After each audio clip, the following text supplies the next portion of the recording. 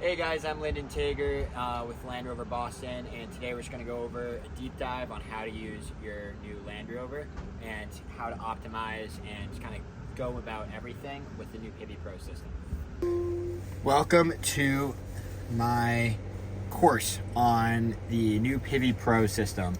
This will be found in all Land Rover and Jaguar products. It may look a little different depending on your model, and there may be some things that are included or not included based on your options, but this is going to be a video kind of going through what most, or if not all, cars will have options and how to use this system to the best of your ability. So first things first is just to kind of go over the climate. So the climate controls can be found on the left and the right hand side here. Passenger side climate and driver side climate. You can open them up and then you can determine what temperature you want on both sides. You can sync with the driver right here with this button for both sides. The fan speed is going to control the entire front of the car. You have 7 options here on manual, and then if you switch to auto, there's 5 fan speeds, which you can turn off down below. You can drag your finger up and down to quickly change the temperature. You can go up and down 1 or 4 with the arrows on the outside. Maximum high AC and maximum low, high being heat, low being AC. Same with the passenger side. Then you have your heated and your cooled or vented seats. You can select a level from 1 to 2 or 1 to 3. And then you can decide from right here if you want just the back or the bottom of the seat to be heated or cooled. From this screen, you can also take a shortcut to the seat settings by clicking up above. There you'll have a larger display for your heated or cooled seats, which you can determine here. And again, same thing, select where you want that to be felt. Next, you have your adjustments for your seats. The majority of the adjustments are going to be on the door itself, right there. But then this is kind of where you can take a deep dive. So you can adjust your lumbar and it'll display it on here where that's being shown. I personally don't like much. Then your headrest, you can determine if you want that further out, up, down, back. Your bolsters, basically how tight your car seat's going to hug you on the outside bolsters here. So you can bring them in, move them out, and then the cushion down below. So the length of the bottom of the seat can be extended or withdrawn there. More is going to basically be folding down your seats. So you can select the seats that you want to fold, click fold, and as well as unfold if they are folded. Chauffeur, because these are cars that a lot of times people will want to be driven, is what it'll do is if you click seat away, it'll take that passenger seat, move it all the way to the front, and then give you maximum seat leg room for the seat in the back. So there is also sometimes a third option in the middle here between seat heat and adjust, which is for massage if you have massage seats equipped, and you can go there to control the massage. There's also a shortcut from this climate page to the actual climate page where you can adjust where you want the heat or the AC to be blown on the front windshield, on the upper half of your body, or by your legs. On auto, you don't need to control anything. And then the next page is going to be for vents. Because there is nowhere up here to actually scroll and open and close the vents, it's all done through the screen. So you can open and close the vents using these arrows very easily. Then you can also control the rear, as well as sometimes on the climate here, there will be a rear option there where you will be able to lock the climate in the rear if you have the 4-zone heating. You can also, let's say you're using Waze or some form of CarPlay, Android Auto, and you don't want to miss your turn by opening this up and covering up that display. You can change the temperature just by dragging this tile on the outside there. Then below that, so that's it for the climate. Now moving on, we have our sources. So if there was a phone connected, it would be options there, as well as if I had CarPlay on, there will be a first option here that's not being displayed. That's going to be your source. It'll look just like the source here for the radio. So if you click on that, it'll drop down, give you your source options. If there was a phone, it would be listed below. You can have multiple phones connected, and to add a device, you could quickly just click add device there. You can also mute, unmute from here as well, favorites. If your phone was connected, it would show your recent calls as an option, as well as your favorites and contacts. Go through this homepage a little more. You have your slope and assist. That's basically just going to show you your pitch and your roll. Compass, wheel information. It is automatic locking diffs, so you will sometimes see while you're driving, the center and rear diff may lock and then unlock, depending on what is you're driving over, to apply the best all-wheel drive system for any scenario. Weight sensing, if you're going through a river or it's flooding, you'll be able to click on here and it'll actually show you how high the water is using cameras in the mirrors. So it'll be able to live track it with a minimum sensor trigger depth of 4 inches. And then I'll show your max height here. So right now it's 2 feet 6 inches. But if I were to change the ride height of the car from access to normal, let's say, as the car moves up, this will actually update in live time. And now weight sensing is 2 feet 8 inches. And if we go to the off-road height, it'll go up even further.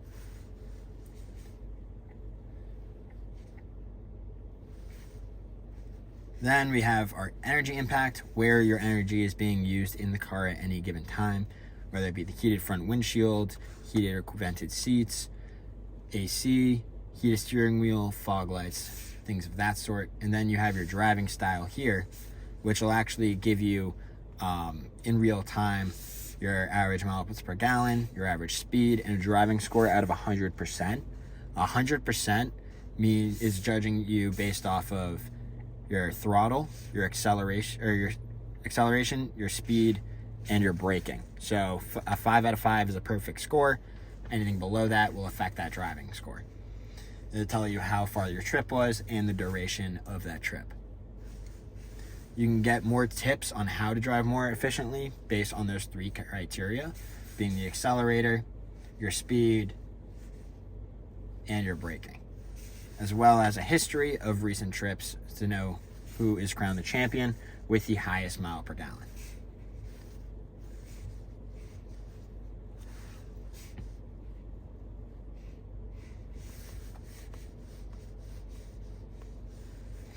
Now, generally, when I set up a car for a client, what I like to do is go into the settings down below.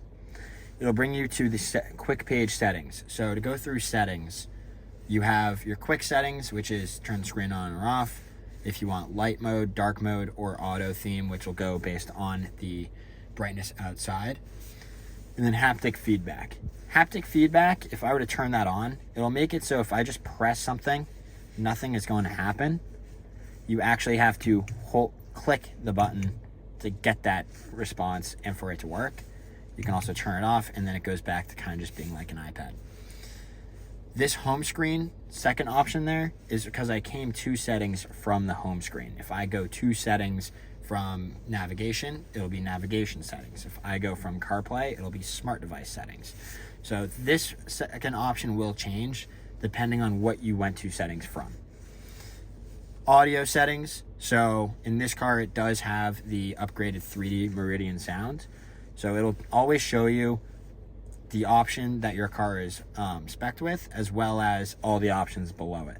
I always recommend putting on the highest option that your car has, and then you can adjust your treble, bass, and subwoofer, as well as your fader over here on the right. Now, all settings.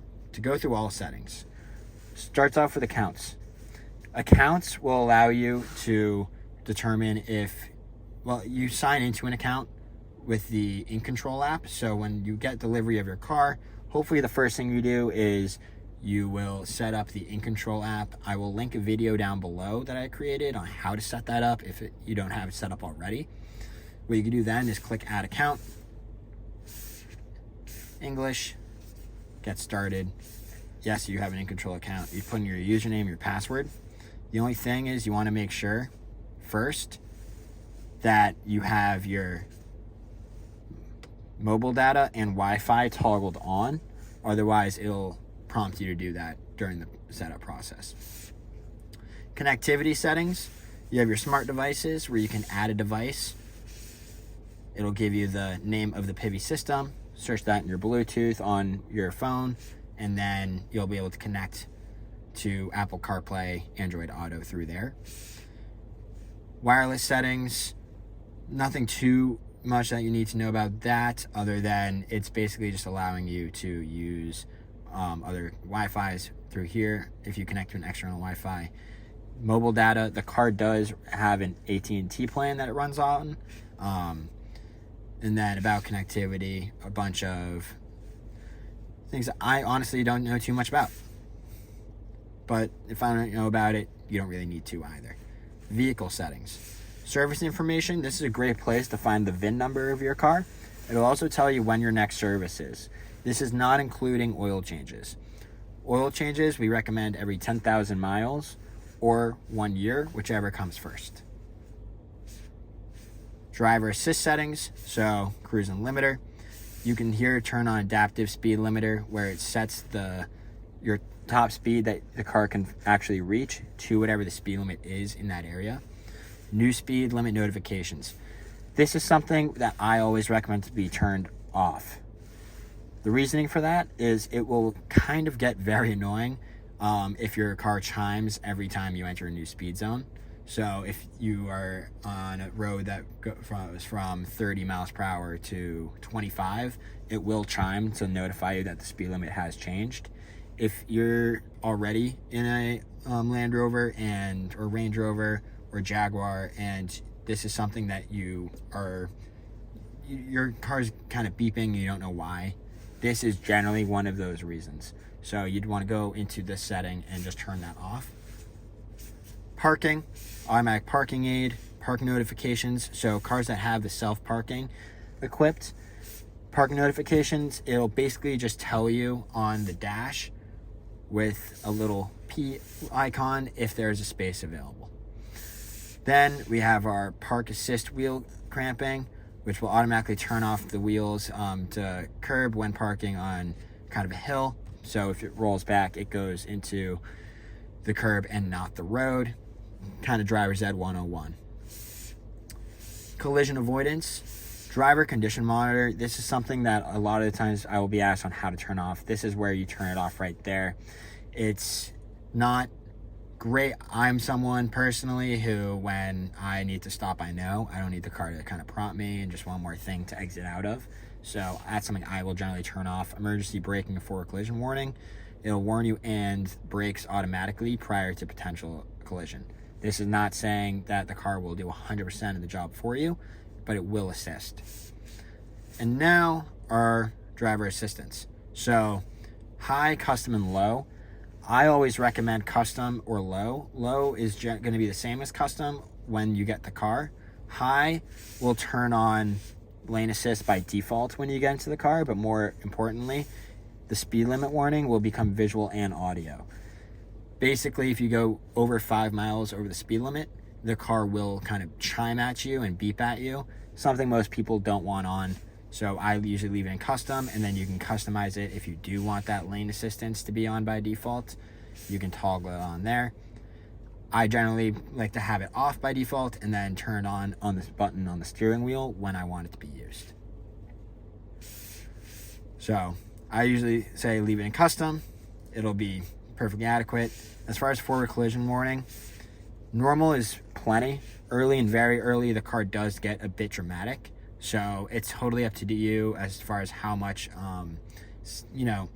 insurance you want to feel driving the car, knowing that it will kind of tell you if it thinks that you might hit the car in front. Back to where we were, safety and security. So audible lock warning, basically once you click the button twice, it will beep. You can turn that off. 2-stage unlocking, when you press unlock on the key once, it'll only unlock the driver's door. to keep people from jumping in on the other side. It's a good thing to have. Once you press the unlock button again, it will unlock the entire car, but you can always toggle that off as well. Approach unlocking, that is going to be where if you have the key in your pocket and you go up to your driver's door, it will unlock the door or any other door around the car. Walk away locking is the opposite, where if you walk away with the key from the car, it will lock it behind you automatically. Drive away locking is where you set the speed that the car locks itself while you're driving. So 5 miles per hour is what it'll be by default.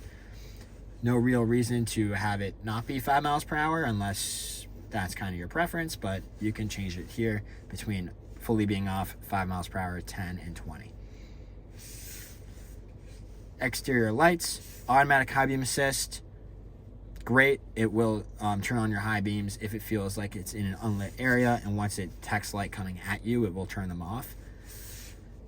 Home lights, basically once you get out of the car and it's parked, how long will those lights stay on? So right now, they all come default, where they'll stay on for 30 seconds to kind of illuminate the area around you. You can also always turn that off or up it to 1 or 2 minutes. And then maneuvering lights provides assistive illumination during slow maneuvers. So basically, if you're just kind of moving around, it will turn the lights on and aim it in the direction that you want to go. Power tailgate. Sometimes if you have gesture controls equipped on your car, it'll be right above this option and you can turn that on or off. And that's where you can kind of kick underneath the rear bumper and it will automatically open up the trunk. You can also set different heights for your tailgate to open to between 1.5 and full. You can also set custom heights, which I'll show you once we get to the trunk, by setting it to the height you'd want it to open to every time, and then hold down the close button on the inside of the trunk until it chimes, and now that is the new height that it will be set to. Convenience settings. Windows. Global open and global close. Global close doesn't work. Is kind of just where it's at right now. It hasn't worked in the year that I've been with Land Rover. It's not the end of the world. Global open, if you toggle that on, if you hold down the unlock button on the key, it will automatically open all the windows, the sunroof, fully open up the car. And then global close is supposed to be if you hold down the lock button with windows open, it'll fully close all the windows.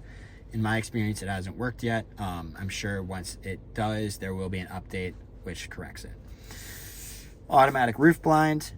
This is, so if you have it turned on, when you get into the car and you start it, it'll open up that roof blind automatically. And then when you lock the door or lock the car, it'll close. Mirrors, dip and reverse. Basically, do you want them to angle themselves down when you're in reverse? Some people do, some people don't, but this is where you can turn that on or off. Vehicle access. So automatic access height. That basically means when you put the car in park, it'll go down to access height, which is the lowest setting. And then when you drive off, it'll go back to normal at 25 miles per hour. You can always toggle that off as well. Generally, with new cars, it's completely fine. I recommend having it on. With older Land Rover products, it may be something you want to turn off just so you can kind of stretch the life of that air suspension. Wipers, rain sensing wipers, great. It'll automatically activate the wipers when it's raining. Winter wiper park, what that'll do is if you turn that on, again, obviously you're living in somewhere where it's going to snow, you'll turn the car off and the wipers will sit up higher on the windshield. The reason you would want to do that is what you don't want to do with Land Rovers and Range Rovers is pull up on the windshield wipers when it snows and kind of angle them at the sky, because they are spring loaded, and if they come back down, they can shatter the windshield. Gear shift paddles. Sport only basically means that you have to be in sport, not drive, for the paddle shifters to actually work. Otherwise, if you're in drive and you accidentally click them, nothing's going to happen. You're not going to upshift or downshift. Cabin lighting. Here, if you have the ambient lighting package, it'll allow you to choose your colors. Otherwise, it'll just kind of say, do you want things on or off, and adjust the brightness. general settings here. So voice settings, you could turn on voice interrupt. So if you're using the Land Rover Assistant in the car, you'll be able to just kind of speak over them. The make word is, if just like there's Hey Siri, you could do Hey Land Rover, or you can make your own. You could say, yo Land Rover, what's up? And it'll turn itself on instead of having to press the button on the steering wheel. Display settings. So stealth mode, cabin lighting is dimmed when the screen is turned off. Haptic feedback, again, that's something I don't fully like, but some people do. You can change the increase or decrease the touchscreen brightness. Master PIN. Master PIN is used for the activation of valet mode. So this is where you'd be able to change your PIN. It's the same PIN that you use for the In Control app. So during the setup of that, it'll prompt you to create a 4-digit PIN. It'll be the same as this. Date and time. This is where you change from 24-hour to 12-hour, automatic time zone. And then these cars, because they are British, will come with day, month, year selected. And on the US market, we generally want to switch that to month, day, year. In Control services, I'm not signed in right here, but if I was, you'd be able to see a list of services that it offers. System restore. This is where you can delete all data. So if you just bought a pre-owned Land Rover from a unaffiliated Land Rover dealership, what you could do, if they didn't do this already, is if there's any information from previous owners in the car, you can click delete all data and it will basically go back to default. And then a bunch of legal information that I'm not going to really get into. Languages and keyboard. You can change languages for your feedback, for the keyboard, and for the actual entire language of the system itself. There's hundreds of languages in there, but for me, I'm just going to use the United States English. Your apps, so you can change climate, front and rear. You can just kind of turn on onto auto. Live apps. The diamond button on the steering wheel is a shortcut button. So this is where you can go and set those shortcuts with either a short press or a long press. You can give it two different functions, or you can make them both the same, so there's no messing up whether you want to do one or the other. Popular ones here is if your car has massage seats. Under seats, you'll see driver's seat massage. That's a popular one to turn on and off. Other ones are auto start stop, to turn that off right when you get into the car. Cancel guidance. There's a bunch of options here, and there's no right or wrong answer. It's whatever you prefer. Home screen, you can adjust the layout, kind of what tabs are in what order. Low traction launch. Media settings, AM, FM. Your navigation settings. So real 3D cities, if you wanted the maps displayed in 3D, you can turn that on there. Right now they're on by default as kind of the street view. You can also change them to satellite. Route and guidance. The navigation in these is very good in the sense that it will tell you it knows if you're in an area that you know well, that you've driven in before. It may actually turn off the voice commands or the audible directions for you in those areas, because it thinks that you know them already. Right, which is all part of this route learning here. Then you have your alerts and kind of just about the system itself.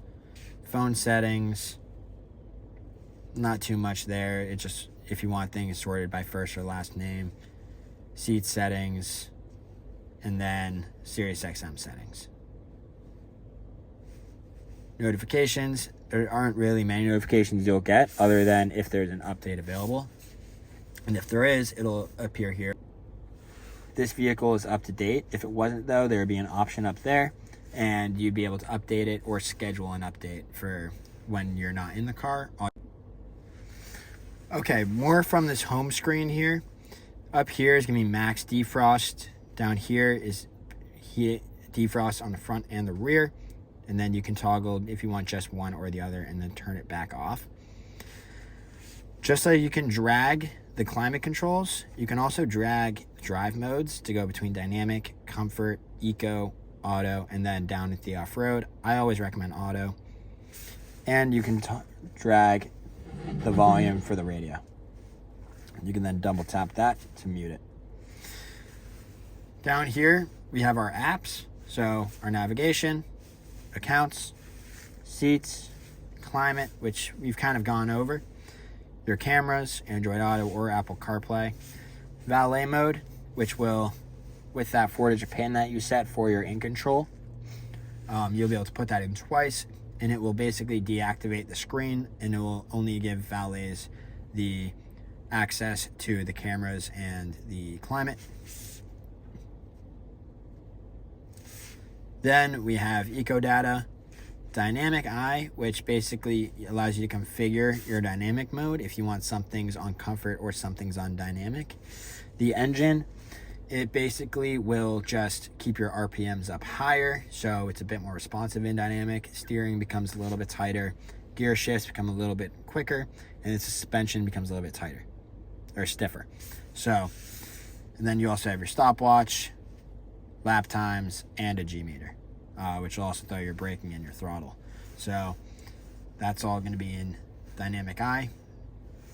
4x4 eye is going to be, and again, eye is just information really. So your altitude, your bearings, again, your pitch and your slope. You can then go into all the off-road modes here. Your ride height between normal, access, and off-road. Let's go back down to access, and then your weight sensing. Now we can go low traction launch, not launch control. Basically, if you're on snow or it's wet out or you're on gravel or something, you can change it, or you can turn that on so there is limited wheel spin when you do launch, as you would in launch control. Vehicle dimensions. This is my favorite game, and is it going to fit, right? So change it from meters to feet up here. Then it'll tell you the height of the car, the length of the car, and this height will actually change depending on the suspension setting that you're in. So in access is 5'9" in the sport that I'm in right now, but that'll go up to 5'11" if I'm in normal height, and then 6'1", I believe, or 6'2" if I'm in an off-road height. And it will display that there, and then once you go up higher, it'll also show you your approach and departure angles here as well. Voice settings. There is the tutorial for the voice controls. There's lists all the commands. If you really want a good tutorial, better than this one right now, I would just click this button right there, and the car will actually walk you through what it is and isn't capable of through the voice commands. Phone settings, media, weight sensing again, another place for the cabin lighting, park assist, change your ride height again, vents again, driver assistance again, so, and then drive modes again. So there's a bunch of ways to get to the same place in these cars. It's just whichever one resonates with you the most is what I recommend, kind of knowing the best. Then you'll always be able to see your cameras here. So full 360 camera, you can kind of swipe around the screen, use the arrows to determine where it is you want to see, or on this left side, you can actually just click on the angle you want to go to, and it will display it there as well. So that's going to be there. Then if your car does have park assist equipped, you can click it there. Right now, because I am parked in a bay spot, it knows that, and it's giving me the option to leave, either by pulling out forward to the left or the right. You can actually go to parallel spot, left or the right, but it is a bay. To the left of me is cars, so I would select over here, so it pulls out that way, and then you put your foot on the brake, the start button will illuminate, and then you can go from there. It is a little, I don't want to say sketchy, but people's initial reaction is kind of slam on the brake or overtake the car's system for driving. The car's not going to hit anything, but if you do hit on the brake, you need a second to kind of let the car drive itself.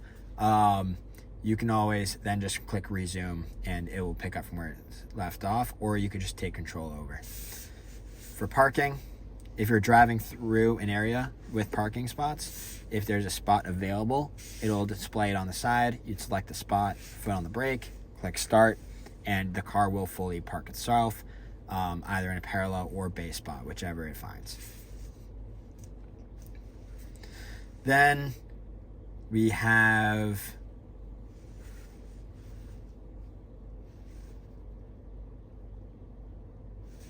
not much. Okay, so now let's go into more specifics with the navigation.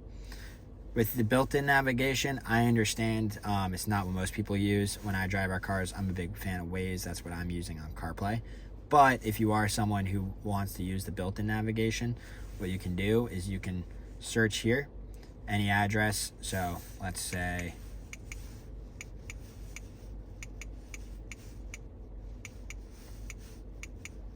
my dealership in Boston.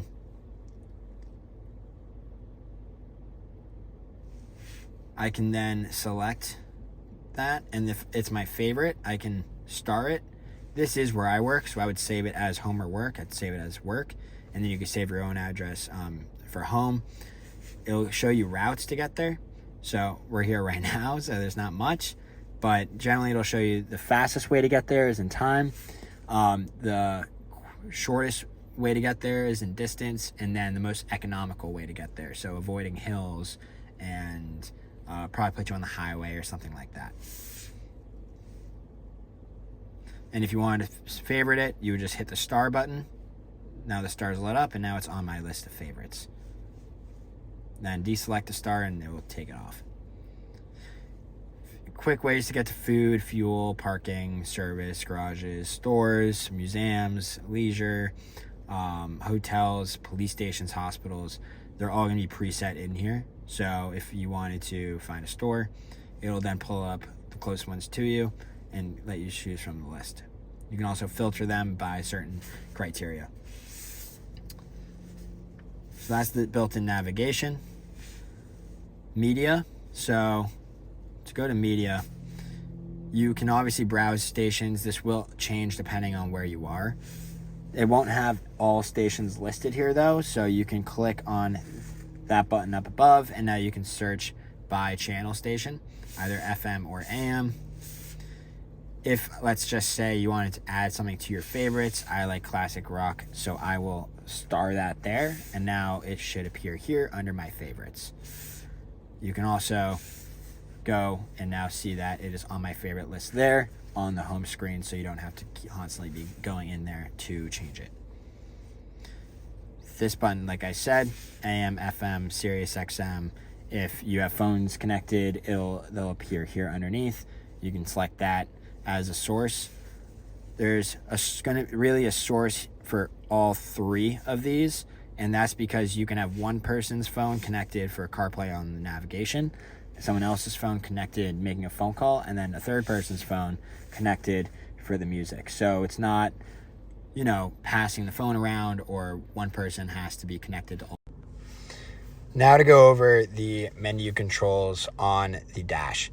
So you can open up the dash menu with the button here on the left side. At the top, you have info panel. So that's where you can change the information displayed in the middle here. You can go media, map, trip summary, 4x4 information, driver assistance, and then just leave it empty.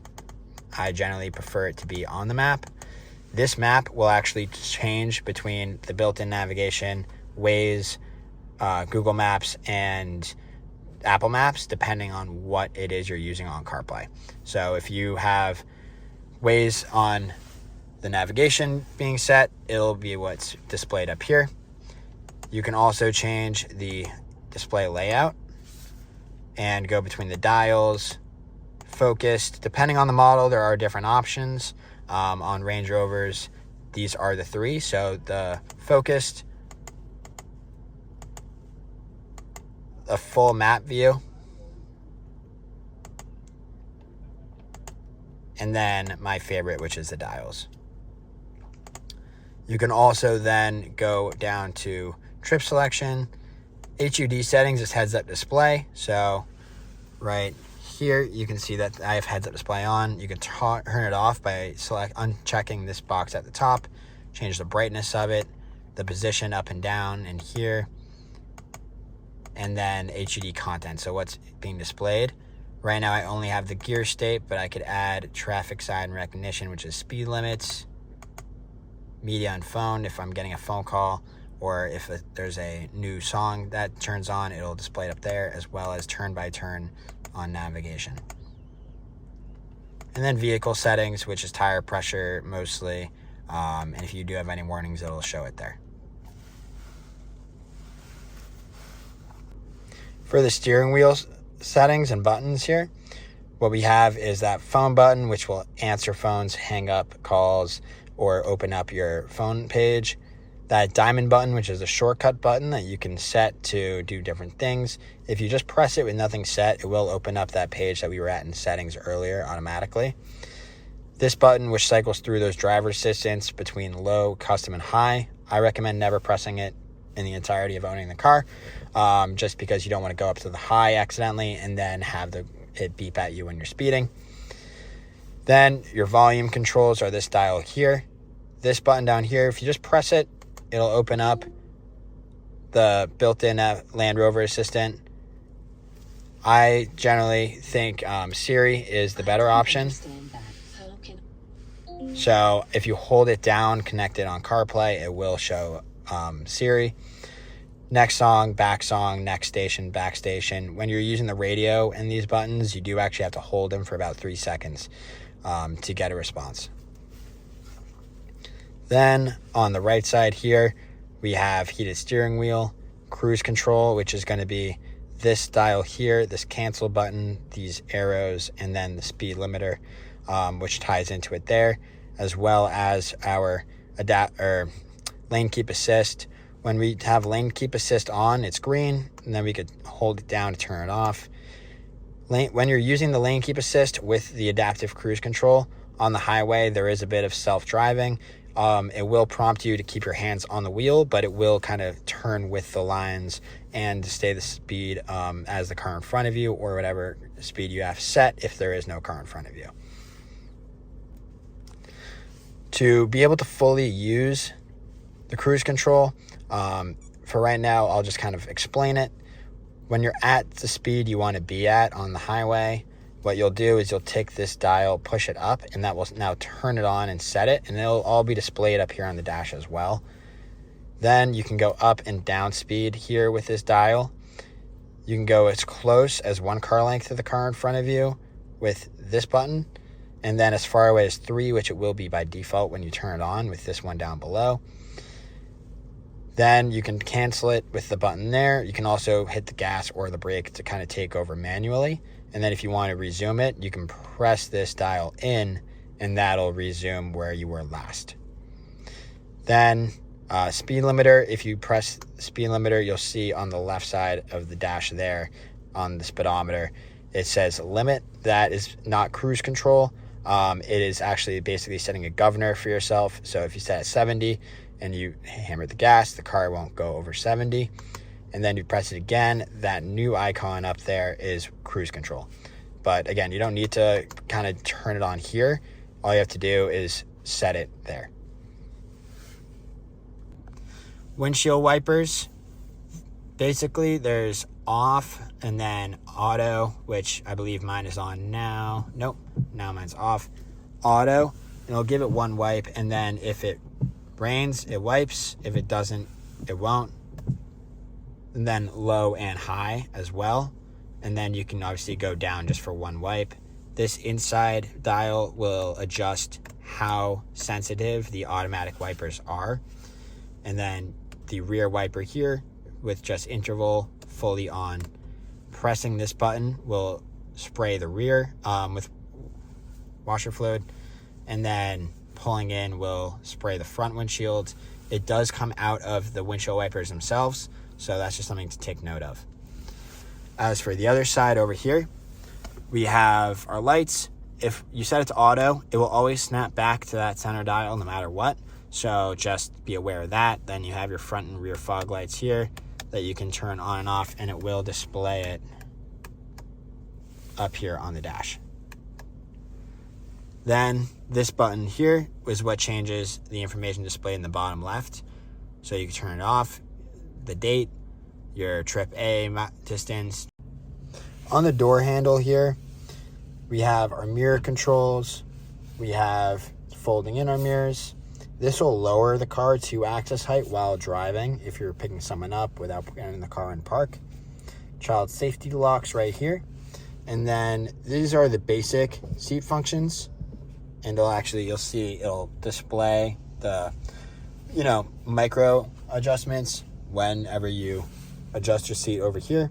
And then the seat memory. So to save the driver or passenger seat memory, you'll just click the M so it lights up, and then 1, 2, or 3, and it'll say memory 1 setting saved.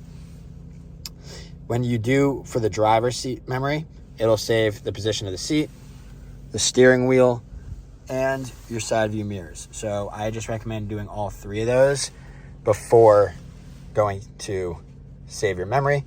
And then you can adjust the seat or the steering wheel right here with this. And if you toggle it onto auto, that's where it will automatically open the seat up and put the steering wheel away when you get in and out of the car. And then when you start the car, it'll kind of go back to however it was last. If your car is equipped with the camera option on the mirror, you can go between a mirror and a camera just like that. And then you can change the brightness. I recommend brightness all the way up, and then click it again. And the height I recommend all the way down, because the camera for that is in the antenna on the top of the car. On the left side, we have our home link buttons to connect a garage opener to. Up here, we have our controls for the sunshade and sunroof. Then we have a drop down for Land Rover Assist and another one for roadside assistance. There is a USB-C port down below here. You may also have USB depending on your model year. And then in this cavity down below, there's another USB-C charger there. There's also a wireless charger there, which I'm not a huge fan of wireless charging in cars, but that is just my opinion. Now in the back seat, we do have controls here for heated and vented seats in the back. So press on this will select those. Then we can open and close the vents with these buttons here. You can also adjust the temperature as well. Awesome. I hope everyone found that video super helpful. If you have any other questions about how to optimize using your Land Rover product, call us here at Land Rover Boston. We're happy to help you. And yeah, safe driving.